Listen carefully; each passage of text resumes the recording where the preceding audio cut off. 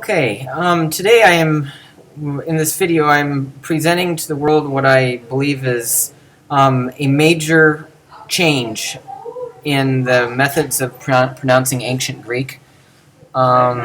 This is something I came across myself, and it has so surprised me with all the benefits that it has that I am presenting it to the world in this way.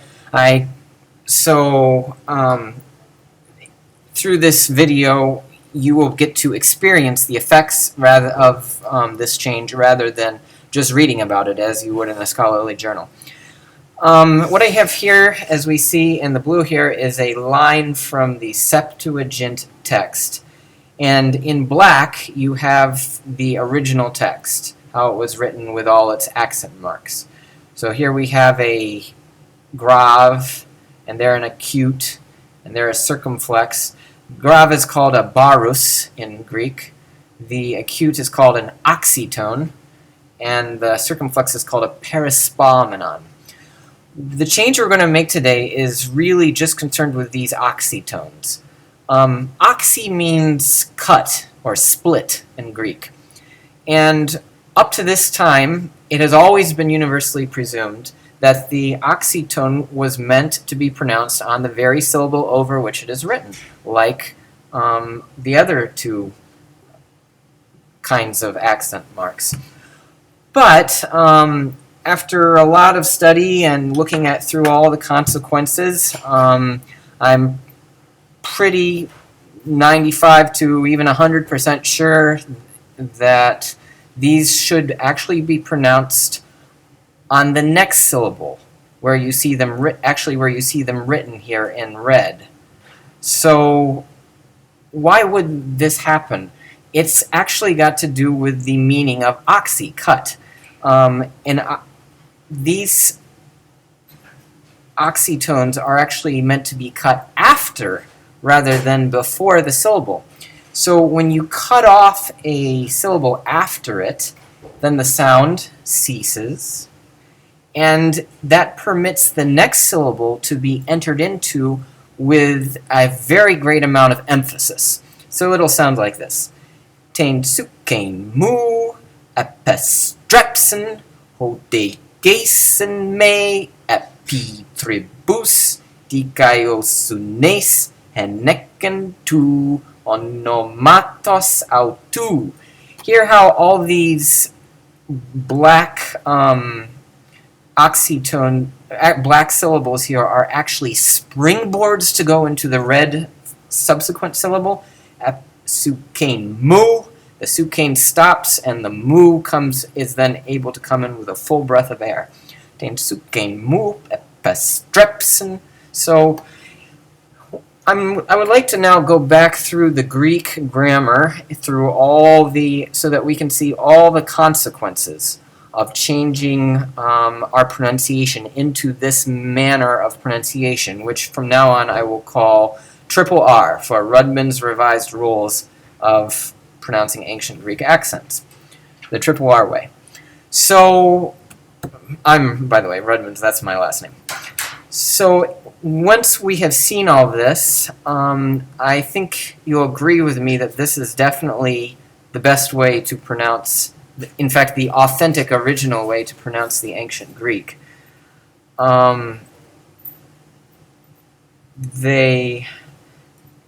If you happen to know the meaning of these syllables, the meaning of each syllable, you will recognize that the syllable that is now emphasized is the one that has the most meaning, has the most importance in it.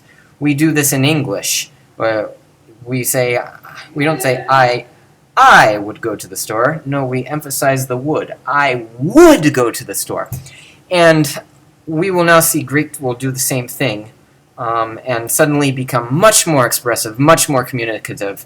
And so hopefully this will be very clear as we see it. Okay, so I have put these pink stickers here into my grammar, and every time you see a pink sticker, that's a place where this change of method of pronunciation is going to make a major effect. And as I scroll through this, you're going to see lots of these pink stickers. So this will take a while to go through. So sit back, relax, and prepare to be dazzled. First off, if we pronounce the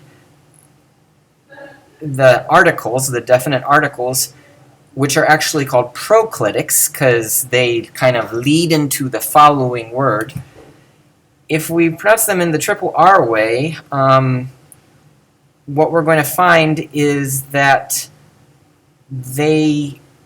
all of them in the nominative and accusative springboard into the subsequent word, which happens to be whatever noun follows them, usually. So, ton huyan, tain sukain, ta aitian. So, ton huyan, tain sukain, ton huyan, tain sukain, ton aitian. Same thing will happen in the plurals. Tus huius, tas sukas. You can see now that this is going to be much more communicative because you're emphasizing the noun, tus huius, rather than what was before the article, tus huius. That just makes no sense. Everyone knows you don't say the men. So here's our first big change. We will find in many situations that the genitive and dative are different. They are not in the main thread line of the subject-object-verb, so they operate by a different method. So right now we're just dealing with that. All right, well, if we go through the declensions, the noun declensions, what we're going to find, I've skipped first declension for the moment. Here we have second. And what we're going to find is here the oo and the oi suddenly become accented. In other words, the genitive and dative ending. Wow, this is neat. We're emphasizing the syntactical role it plays in the sentence, possession or reception of or indirect object. And even more, look at this. If we accent that oi, we're also accenting this oi. So the two ois are going to both be accented. Same with the oo. The oo and the oo will be accented. So suddenly, this phrase from becoming unnatural, tu lagu, was going to become tu lagu. Hear how the oos repeat? It's a clue that this is the correct case. Yes, if you missed it the first time, you get to try it the second time. Toi logoi. Toi logoi. So we've seen this in second declension. We'll see it in many, many other places. Down here too. Tu doru, toi doroi. Over in the plurals, all of the plurals, hoi logoi, ton lagon, tois logois, tus lagus. All of these are, let's see, I'm trying to remember why I marked these. Sorry. Ton lagon, tus lagus. Yeah. I don't remember at the moment, so I'll skip them. If I remember, I'll come back to them. Down here in the accusative plurals, tus hadus, we see that we have an accent on the last part of the accusative plural ending. That means that it's going to springboard onto the next syllable, whatever it is. So this is actually going to be an unaccented syllable. Since barus, or a grav, is also, as we will find later, not accented, or in fact it's kind of the opposite of accented. It's said bari, which means lowly, with a low voice. So tus locus. Once again, we're seeing the parity of sound between the article and its noun. So tus locus huioi, and tus hodus huioi, the paths of the man. So, we'll see that also. I have this thing here stating first declension was also the same, so we'll go up and look at that, see the same thing there. Tas kephalas. Yes, the as would not be accented because it would springboard onto the next syllable. All right. I just don't remember why I mentioned hoilagoi, but you know, it's not necessary. We'll keep going. Okay. Well, I guess we just see parody, really. Hoilagoi, ton lagon, tois logois, tus locus. Okay. Next up,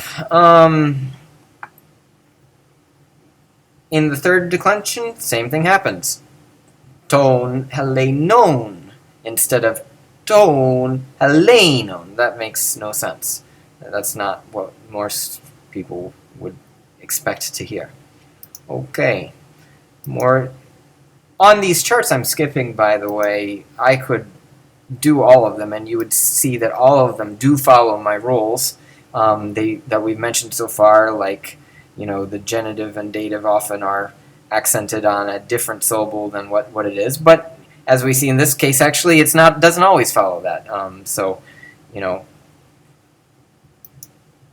you note the exceptions, but the general principle it holds throughout. Okay, keeping going. Down here, you know, we're going to see a nice benefit in the adjectives that actually function as prefixes. Poly, multi in English.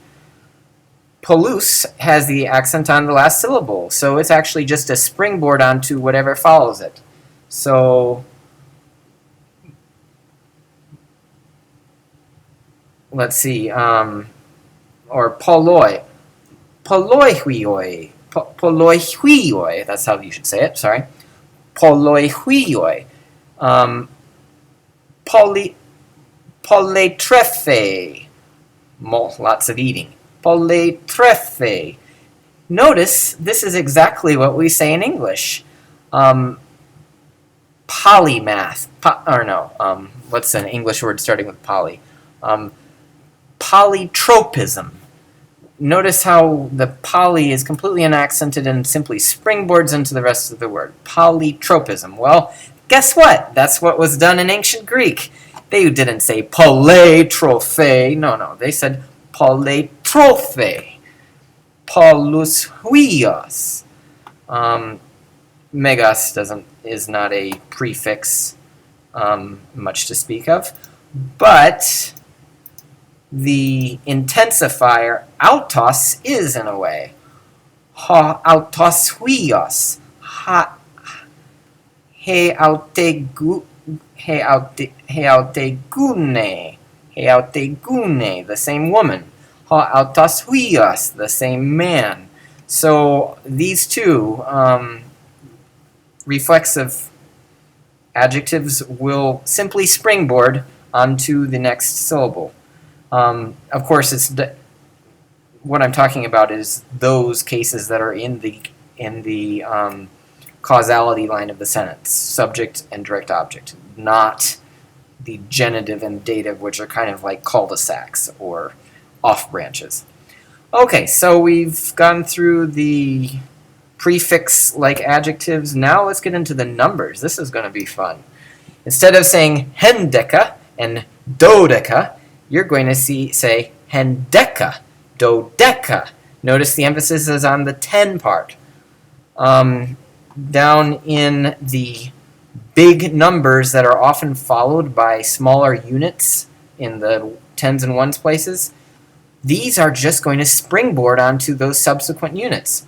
So hecaton ennea, 109. Hecaton hepta. Notice how that oxytone accent there springboards on. Same thing. 24. Ikostos. Where's 4? I forgot. Let's do 25. Ikostos pente. Triakontos deca. Oh, no, that's not one. Triakontos octo. Hekatostos, the 100th man. Hekatostos huios. Diakosistos, the 200th, and so on. And then 1000th. Kiliostos, Kiliostos huios, the 100,000th man. All right. Up here in the hundreds column, we're going to see that the iota, which has adjectival value, is going to be what is now emphasized. This is going to occur in all the adjectives that are iota inserts, have iota inserts. So if you don't know Greek, this iota is the same thing as kind of like the ending ish or I've, that going on to any English word, restive, happy-ish. So it just signifies that this is a adjective derived from some concept. So diakosioi, triakosioi. By emphasizing that iota, we're emphasizing that this is a ishish kind of word, a adjective-ish kind of word. Diakosiai, kiliai, muria, muriai, murioi, myriads and myriads. Alrighty, let's keep going. Down, we already did the reflexives. Now let's get into the demonstratives. When we have the near demonstrative, which means this, ha de, the de is now going to be emphasized. The de here is the same as saying this one here. It's kind of like che in Italian or French, or che even in Latin. So ha de huios, this one here, man. Tonde huion epiblepsei, he saw the man. Tonde huion, tonde huion, he saw the man, he saw the one here, man, he saw. Tonde huion epiblepsei. Alright, notice I have just put these pink things next to the nominative and accusative line, so it does not apply to the genitives and datives. As you can see, those do not have oxytones, they have perispomeni, or circumflexes, as they're called. Alright, down in the demonstratives referring to something far away, that one over there. Ekeinos is a.k.a, a.k.a. There's nothing there. But in the genitives and datives, there's something we should note here. No, well, okay. This is actually our same genitive-dative role that we've had all along. Sometimes the genitive and datives, often their ending receives the emphasis, the accent, because it's emphasizing that this is not in the action line of the sentence, not the subject, not the direct object. It's something else. So that needs a little more emphasis so that you pay attention to the fact that it's a side thought, not the actual thing. So ekenu, ekenoi, that one of there. In general, you want to emphasize the came for that, but Greek wants to override that if they're using it in a genitive or dative way. So just be aware of that. That's not that major. Coming up, though, we are going to have a major change in the tis and tis. We're going to see these two flip-flop to the exact opposite of what they were before. I'm sorry. Yes, you're going to have to think of it, learn it the new way. But I will deal with this later when I deal with enclitics towards the end of the video. So I'll just skip that for now.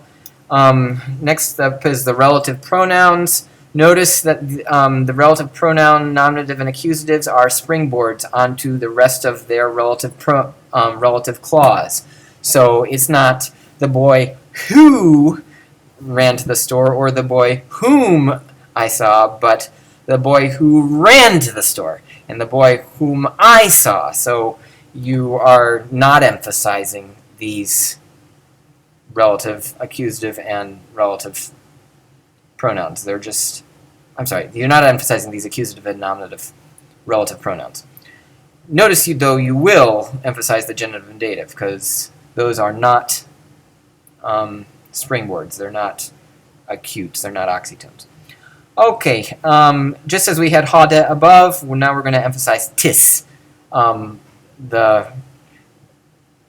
This tis here is a generalizer. Whoever. Hostis. Okay, keep going. Boy, there's just so many changes that are positive changes that that it's just I have to go as fast as I can. Hopefully, if you don't understand something or you have something to dispute, you can email me, rudminda for David Anthony at hotmail.com. Hopefully, I'll put my email address down in the description of the video down below. Okay, when we get into verbs, I wish I had time to go through all the verb substantive. It's really enlightening since the verb substantive, the verb to be, in other words, is usually the very ending of all the other verbs. So, hoi, he's, I would, you would, or I should, you should, if you should, and ayin, if I would, if you would, but I don't have time to go through that. You'll just have to pick it up from the main verbs right here. Okay, so here we're getting into our main verb charts. We see the verb luo, to loose, in the present, and it's in active voice. So later on we'll do passive and voice. And notice I have lots of pink stickers, so there are lots of big changes to go on here. I think I'll just read through one of these first so you get a feel for it. Instead of luo, lues, lue, luomen, luete, luosen, emphasizing some unimportant vowel in the stem, we're now going to start to emphasize the ending. How nice! Luo, lues, luei, he looses. By the way, this is I loose, you loose, he looses. We loose, y'all loose, they loose. Luomen, we loose. Luete, luusen. Notice now we get to emphasize who is doing it, not the kind of action it is. Before, Greek speakers used to sound so sedate and removed with their head in the clouds, because no matter what ending they were dealing with, even if it was something incredibly long like luthesomain, they would always emphasize the something early in the stem. So luthesomen. No. We're not going to do that anymore. We don't have our head in the clouds. Yes, Greek actually is down to earth, is relevant, and you'd never have to say anymore, oh, it's Greek. You won't have to say anymore, oh, it's Greek to me, because Greek will be intuitive and understandable. Okay, so let's see, what do we have here? In the imperative, loose, lue, luete, and let him be loose, lueto, let them be loose, luetosen. Notice the is obviously the most important syllable. That's the commanding part of the word, and the to is the most important part of the syllable. It's almost like an optative little vowel ending right there. Okay, over in the subjunctives, translated should. I should loose, luo, you should loose, lues, he should loose, luei, lui, luomen, luete, luosen. Notice now that the vowel which has been changed to signify should still gets that accent. Same with the optatives, translated would. Luoimi, luois, luoi, luoimen, we would loose, luoite. So, wonderful now. We now can clearly distinguish simply by our ear, knowing what mood the verb is being said. We don't have to strain to catch that last little bit that you sometimes barely hear while the start is being said. Over in the participles, luon. This own is the same thing as ing in English. In other cases, it gets softened into an on. And in the feminine, it gets changed into an us. But luo, luon, luontas. Now the ing part is being emphasized. Luusa, luuse, luuses. Yeah, feminines do something different, so apparently Greek felt that the ending needed even more emphasis than the ing. So, feminines don't always follow the... Well, they do in a way, but they're just doing more. So they're not like the other participles. Luon, luontas. Next, down into the imperfects. Sometimes my mouse does not do what I want to do. Okay, imperfects. Was blanking. Eluon. Notice how the start of the word, I'm sorry, that's how it used to be said. Elues, eluen, eluamen, eluita, eluon. That's wrong. Now we're going to say eluon, elues, eluen, eluamen, eluete, eluon. When you see an epsilon prefix, that is always indicating past tense. We're not emphasizing this past tense because the imperfect is the softest kind of past tense that you can have. It really is just barely in the past. It was happening now. It might even still be going on now, but it was back then. So it kind of spreads over even into the present. So we don't emphasize it too much, but notice that we have pulled the accented syllable backwards. It used to be on, now it's oo. That is we're going to see, you see this in Latin too. Where the accent occurs is a clue as to when in the timeline the action occurred. So if the ending is being emphasized, it's occurring now. We'll see down in the futures, if the ending is being emphasized after a sigma, an S, then it's even beyond now. The S is kind of like a time post in the future, so it's beyond the future, some future moment. But in the past tenses, if the accent is pulled farther to the left, farther back in the word, that's a signal that it's in the past, and it's even a signal how far it's in the past. You know, whether it's perfect or aorist or imperfect or all those past tenses that we know. Okay, so down into the future. Luso. Used to be said luso, luces, luce. Same, it almost sounds identical to luo, lues, lue that we had up in the presents. So it would have been very difficult to distinguish those two. But now we are emphasizing the syllable that includes the sigma, includes the time post. So luso, luces, luce, lusamen, lucete, lususen. You know, it's following our pattern of what needs to be emphasized is what gets emphasized.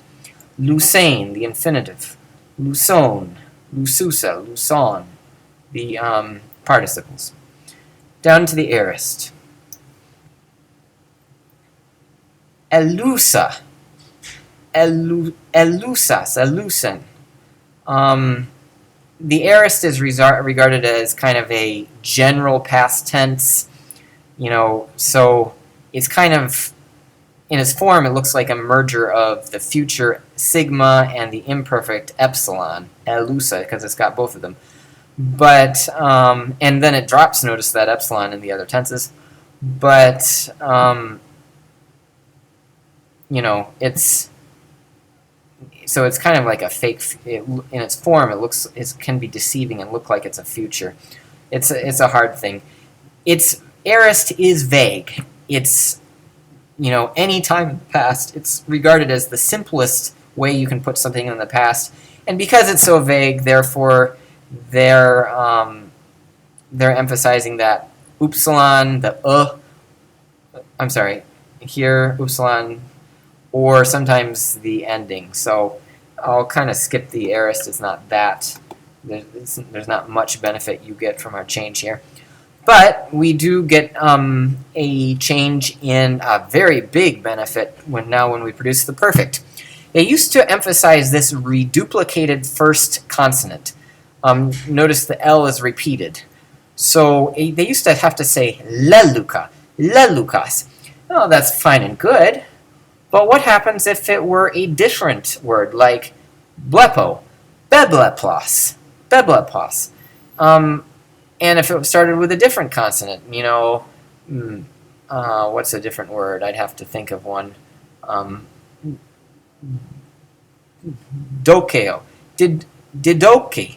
You know, so B, double L, double D, that isn't all that important. You're going to pick that up. What's more important? Much more important is the upsilon that occurs after it. Yeah. Now, why is this important in the perfect? Well, you have to understand what the perfect tense is. The perfect tense is something that is completed and done with. So there is a break in time. There is a separation between the action, represented by lel, sometime off in the past, and the present, indicated by the ending. So this upsilon, this sound, is the softest, quietest sound you could say, almost. And so in its sound, it signifies it kind of, well, I can't remember my word, but it represents that break in time between the past action and the present description.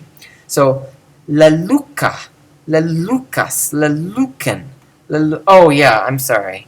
That would be in Latin, where you've got a V or U. I'm sorry, it doesn't apply in Greek. I made a mistake. What you're emphasizing here is the kappa. Sorry. The kappa is the sign of the perfect tense.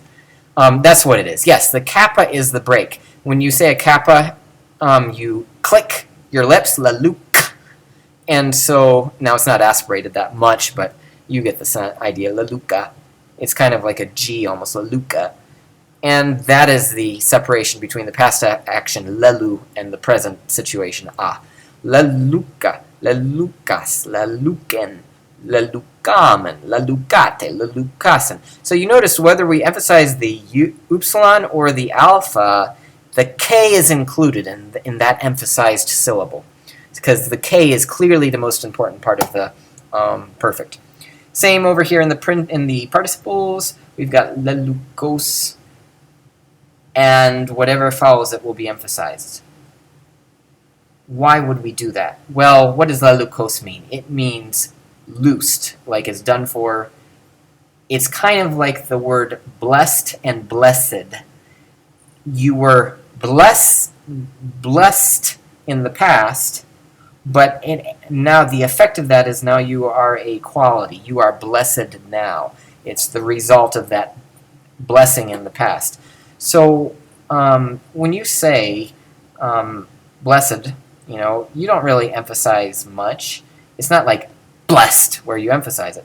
So blessed is just very natural. It's just an adjective. You don't need to emphasize anything, really, because it's not really a verb anymore. It's just an adjective. So you just say lelucos.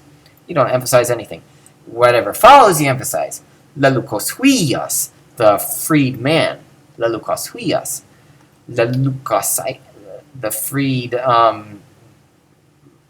freed what? I kind of can't think of a neuter word that's suitable to something being loosed, but okay. Notice the genitives are different. Lelucatos, because they felt they needed to emphasize that ending instead. Passive voices. Oh, this is nice. In the first person plural, luameta. Lu, and then second person plural, luette. This is like mus in Latin and other Romance languages. Now we get to emphasize that mus, that we. We are loosed. Luette, y'all are loosed. So luomai, luei, luetai, luometa, luette, luontai. In lots of languages, Latin does this too. The first and second plural are often have their accent one syllable farther than the rest. So that is nothing new, nothing unusual.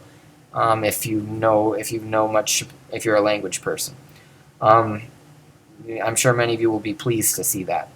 In the imperatives, now you get to emphasize that weird ending that you never got to emphasize before. Luu, be loosed. Luesto, luesto, let him be loosed. Okay. And then over in the past participles, having been loosed, luominnos. This men is equivalent to ing in English, loosing. So luominnos, it lets you know that it's going on right now. luomenos, being loosed right now. Luomenos. Not like it used to be said, luomenos, as if it's some, like, for some reason that reminds me of, well, I don't need to go into that. But it's clearly more descriptive of the time that is going on now. Future passives, lutesomai, lutesei, lutesetai, lutesometa, luteseste, lutesontai. All of these, we see that the ending is emphasized. The speaker takes for granted that you'll be able to pick up the theis as the sign of the future passive. It's so unusual. Elutain, eluteis, elutei. I was loosed. You were loosed. He was loosed. Lutein. I would be loosed. Lutein, luteis, lutei. Notice this this eta is now emphasized, which is what you would expect, since eta and omega are the two signs of the optative mood, which is what this column is. Okay, down in the perfects, the past the perfect passive subjunctive. If he should have been loosed, la luminos hoi, la luminos hei. So notice we're going to emphasize the os and the oi. They go together. Since it's rare to have two syllables side by side that are both accented. So that lets you know that these two words go together. It's a clue to the phrasing in the whole syntax of the clause. La luminos hoi, la luminos heis. If la luminos hei, if he should have been loose. La luminos homen, if we should have been loose. La luminos, having been loosed. Okay. And don't need to go into the pluperfects. All right. So that's basically, you've been introduced to the major changes that will occur from this pronunciation change. Notice that the verbs are much more clear, even more than the nouns and adjectives. All right, at this point, I would also like to, before I end the video, I would like to pull up a file that I had referring to the accents themselves. I'm sorry, this may take a second, but this is, wrong file, sorry. This is, oh no, it's here. I don't need to pull it up again. It's up here. Okay, so we're going to get some insights now also into the accents themselves. This is from an excellent Greek textbook, one of the most famous on the market. And when I have a blue marker here, we're going to have a general insight, conceptual insight into what's going on. When I have a pink marker, it will note a change that we have to pronounce things differently. Okay, so as I said before, oxytone. Oxy is what this acute thing is called. Oxy, of course, means cut and split, to reiterate. And so it's actually being cut and split after that syllable. So that little mark is like a springboard shooting up to saying something emphasized, or some people might even say it's a high-pitched oligos, or it might just be oligos, depending what century of Greek you're talking about. Supposedly this changed a little bit over time. The grave is called a baritone. The circumflex is called a perispomenon. It's often thought that the circumflex is a combination of an oxytone, acute, and then a baritone grave. If so, it would probably be pronounced something like springboard low, springboard high low, kind of like that. Okay, let's go on. These are rules of how to mark accents, what you see on the screen here. This is like towards the end of the textbook. 346 is very late. And Okay, rule 346I. If the last syllable has a long vowel or diphthong, then the accent can fall only on the last two. Okay, so and they gave two examples here. So here you have a long diphthong, oo, and so the accent can only fall on the omega or the oo. However, here where you have a short syllable, os, the accent can fall on the third to last syllable.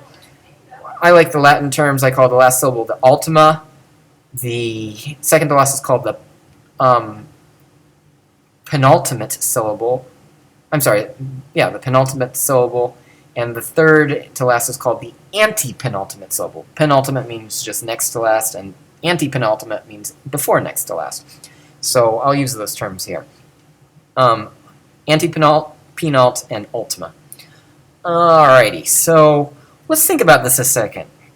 If the last ultima is long, you can only put the accent on one of the last two. Why would that be? We'll find below also that it's specified exactly which accent you can use. If it's a circumflex, it has to... Oh no, that's something else for later. I'm sorry. So why would that be?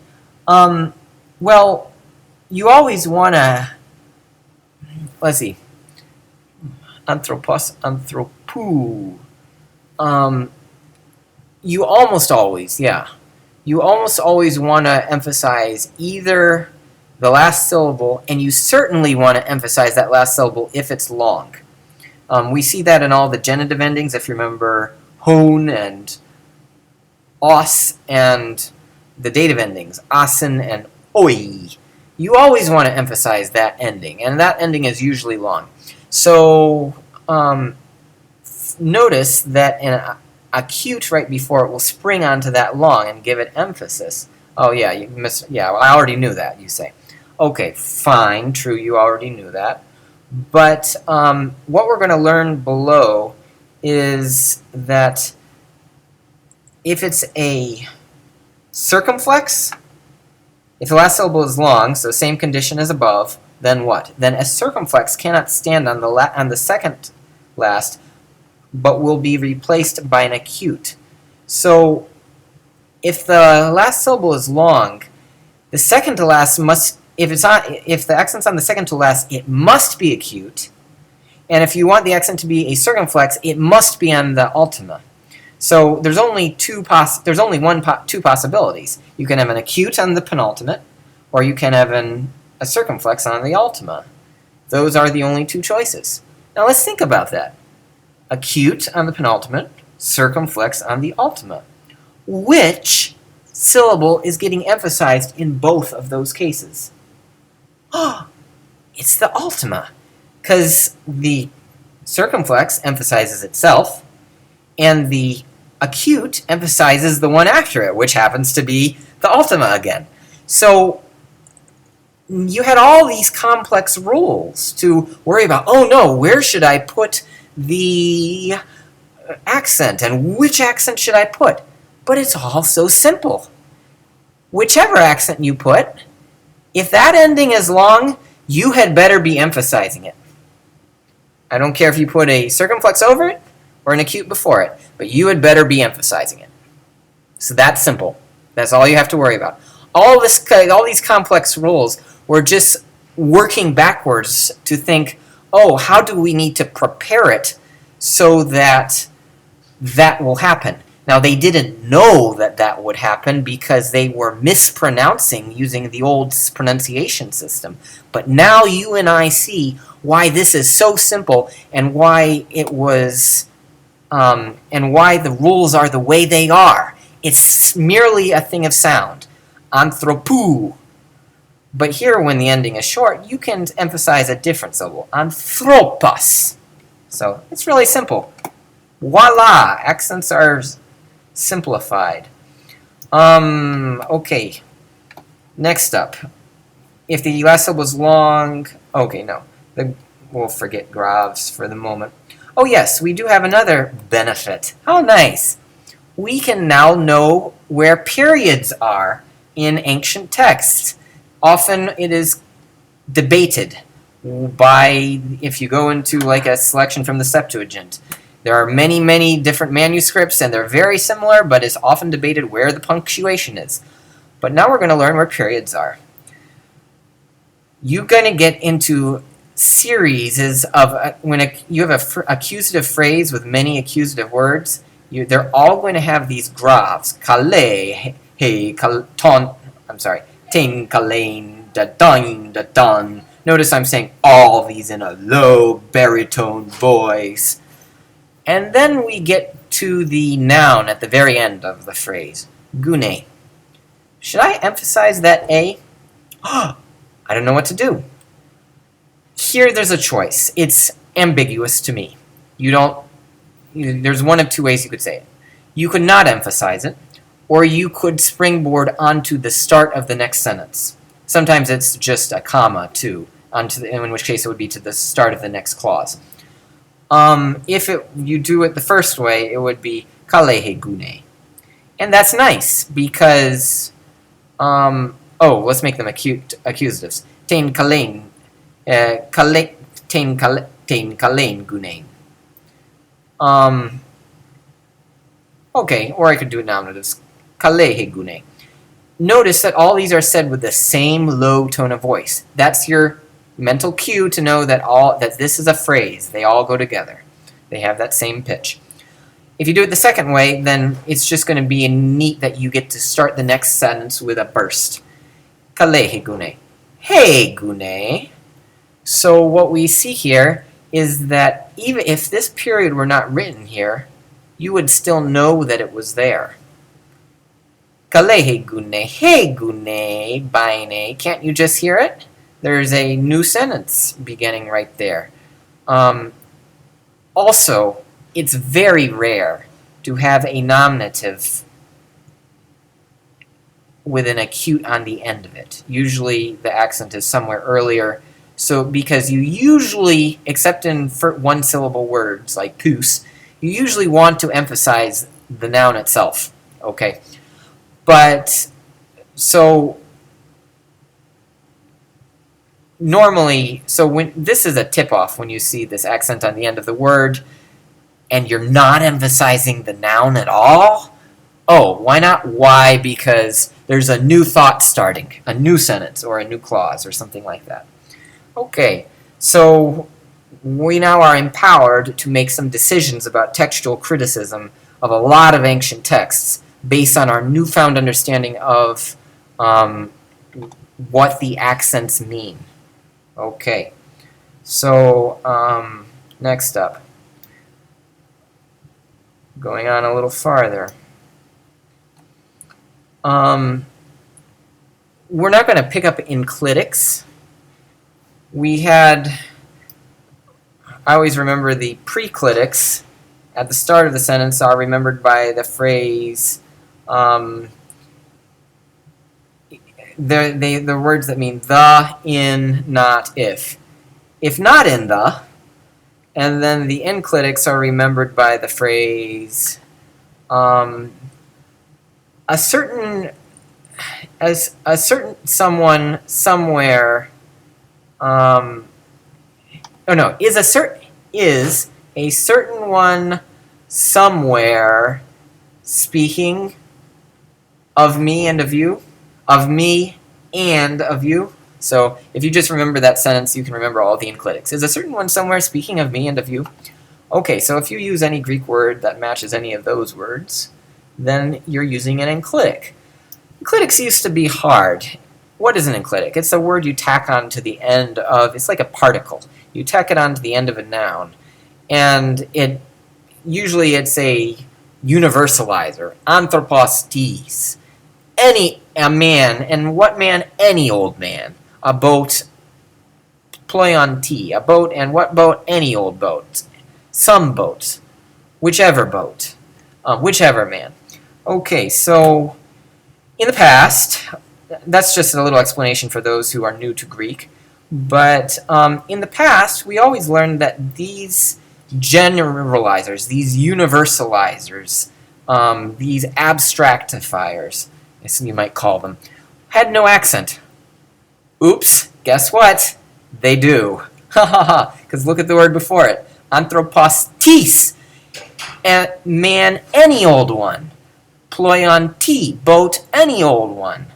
So, but oh no, you say. But I thought tis and ti, which were, if you don't know Greek, then this is one of the big problems.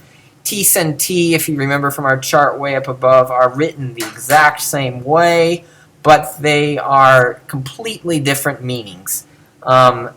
Tis, tinos, tinos. You can compare this chart and this one, and they are identical, except for one thing, which is that the universalizers have, I'm sorry, down here, the universalizers have no written accent, and the ones up here, which really means who, not who so much as what, well, or which, not which one.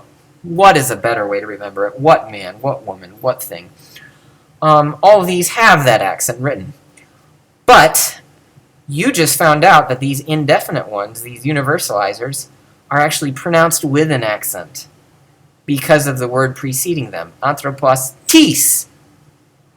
And we're going to see, and that's because these ones are enclitics. Enclitic means it goes on the end of the noun, after the noun. Whereas tis is a preclitic. It goes on before the noun. And what's the effect of that going to be? Well, imagine there's a noun after tis. Tis huios. Did I emphasize the tis? Tis huios. No, I didn't. So, ha ha ha, it's a double opposite. This one has the written accent, but is pronounced without it. This one doesn't have a written accent, but is pronounced with it.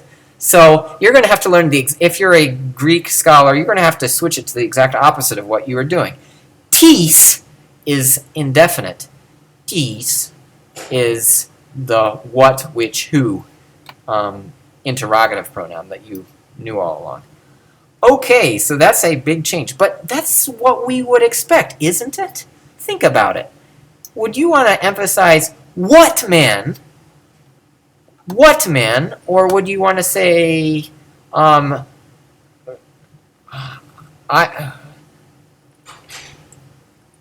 any old chocolate bar? A chocolate bar, any old one. Any old chocolate bar. I think you'd want to emphasize any old more than you would want to emphasize what. What you'll pick up. It's such a simple word. So it makes a lot more sense that you would emphasize an indefinite more than you would emphasize an interrogative. Here, you don't yell who or where or why with extreme amounts of emphasis and force, in any language, really. So, all right, so let's go back to where we were.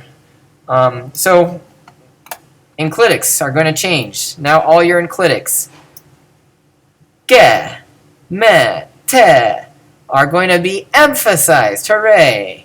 Ha, autonse. So that's nice. And I think we have one or few more things. Monosyllables. What did I mark this one for? Monosyllables of the third declension are accented on the final syllable of the genitive and dative. Okay, so pous is accented on the final syllable in the nominative, but then they wanted to point out to you that contrary to other rules, when it's monosyllable, you also accent the end of the podos when it's genitive and dative. So whatever case it is, you accent the last syllable. What's the effect of that? Well, the effect of it is that you don't accent anything. You don't emphasize anything. It doesn't matter what case it is. In other words, if you have a one-syllable word, pous, and its third declension, don't accent it, ever. End of story. Even in the plurals. Podon, podon, posen. Nothing to say. It's uneventful. Okay, that's different from before where you had to memorize pous, podos, podi, or whatever, which is totally unnatural to say anyways. Okay, for purposes of accentuation, I counts short. So that means that you can throw the accent back on the antepenult, not just on one of the last two as you would have to if it were long. So, luestai, apokrinetai, nomidzoi. Now, zooi is long. So there it didn't go all the way back to the antepenult as you would have expected. Generally, verbs want to push their accent as far back as they can. So, we would have wanted to put it there, but, they don't. It didn't. Okay, why did I draw attention to this? Apokrinetai, luestai, nomid. I don't remember. Yeah, don't remember. I'm sorry. Okay, and the last thing here in the video is, we don't want to go that far. If the infinitive ends in "nai," the infinitive will be accented on the second last. In other words, the penult, as either an acute or superinflex. Okay, so, and also it's participle. When whatever tense that is, the participle in that tense will be emphasized on the last syllable. Alright, so lalukinai, I guess I'm just drawing to your attention that infinitives now emphasize the infinitive ending, which is usually ai of some sort. And lalukos, lalukos, unaccented, didus, unaccented, lutes, unaccented. So, there you go. Alright, so I hope you are now prepared to go speak Latin. I also have on my channel several other videos of me reciting various pieces of Greek literature using this new system. I invite you to go read them and start practicing them and spread the word to all your friends and colleagues that Greek is no longer Greek to us. Have a nice day, and feel free to read the notes also below